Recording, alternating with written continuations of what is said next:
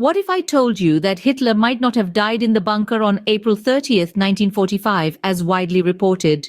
You might be familiar with the narrative of Hitler's last days, holed up in a bunker, ultimately choosing death over capture. This story has been accepted by most as the final chapter in the life of one of history's most notorious figures. But there's a twist. Some believe that Hitler did not die in that bunker, but instead escaped and lived out the rest of his days in obscurity.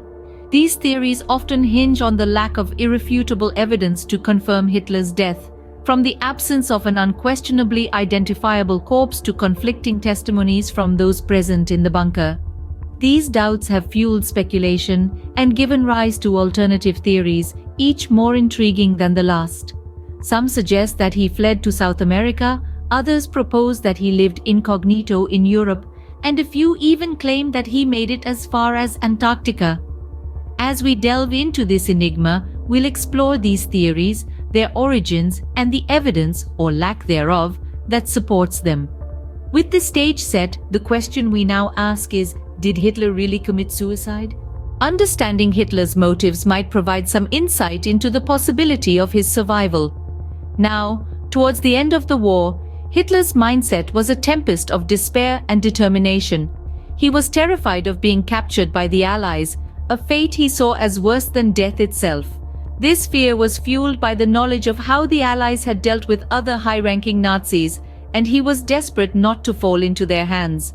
In this storm of emotions, Hitler's hope was a ship lost at sea. The war had turned against him. His grand vision for a 1,000-year Reich was crumbling. Defeat was not just looming, it was inevitable. It's this loss of hope, this looming specter of defeat, that could have driven him to consider suicide as an escape from the impending doom. But here's a twist. What if this desperate fear of capture and the loss of hope also spurred a desire for self-preservation? Could these emotions have driven him to choose a secretive flight over a public suicide? Could he have used the chaos of the war's end to slip away unnoticed, to start anew in a distant land? But could these same motives have spurred him to secretly flee and start anew? The most popular theory of Hitler's survival places him in Argentina, but how plausible is this? The Argentina narrative has been fueled by a series of claims and evidence, both compelling and questionable. The story goes that Hitler, along with his wife Eva Braun, escaped Berlin via a secret tunnel to a nearby airfield. From there, they supposedly flew to Spain and then boarded a submarine to Argentina. The tale continues with alleged sightings of Hitler in the South American country. Some reports suggest he lived in a Bavarian-styled mansion in the remote Andean foothills. These accounts often include vivid descriptions of an older gray-haired man resembling the infamous dictator, living a quiet, secluded life. There is also the matter of declassified FBI files that mention investigations into these claims. These documents reveal that the agency took these allegations seriously enough to investigate, adding a layer of credibility to the Argentina theory. However, it's important to note that these files also state that the information was never confirmed. The alleged sightings, the supposed escape route, the whispered rumors, none of it has been conclusively proven. Many historians remain skeptical of the Argentina theory. They argue that the evidence is circumstantial at best and at worst the product of sensationalism and conspiracy theories. They point to the lack of definitive proof.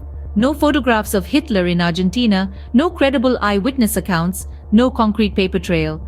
And yet, the Argentina theory persists, fed by a mix of fascination, speculation, and the enduring mystery surrounding Hitler's final days. It's a narrative that captures the imagination, a tantalizing what if that keeps the debate alive.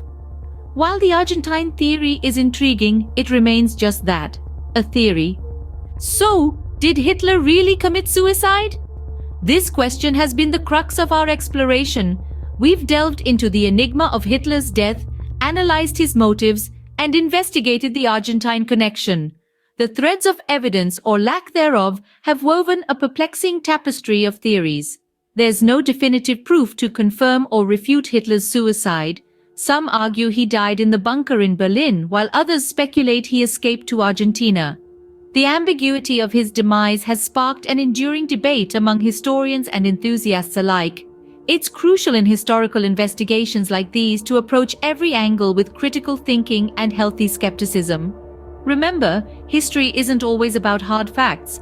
Sometimes it's about piecing together the fragments of the past, embracing the uncertainties, and learning to appreciate the complexities. The fascination with Hitler's death goes beyond the man himself. It's a testament to our collective curiosity, our desire to seek truth in the face of mystery. Whether or not Hitler survived, the mystery of his death continues to captivate us all.